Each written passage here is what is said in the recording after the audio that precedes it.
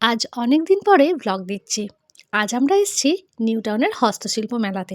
বোনকে নিয়ে এসেছি এখানে সুন্দর সুন্দর হাতের কাজ দেখানোর জন্যে, যে কত লোকজন তাদের নিজের হাতের কাজ নিয়ে এই মেলায় আসে। এত সুন্দর হাতের কাজ দেখে কার না মন ভরবে না বলুন তো।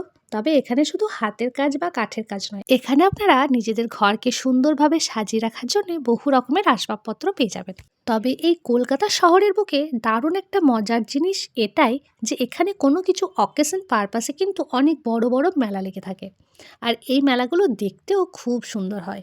সেখানে বহু দূর দূর থেকে লোকজন আসে তাদের হাতের কাজের জিনিসগুলোকে তুলে ধরতে।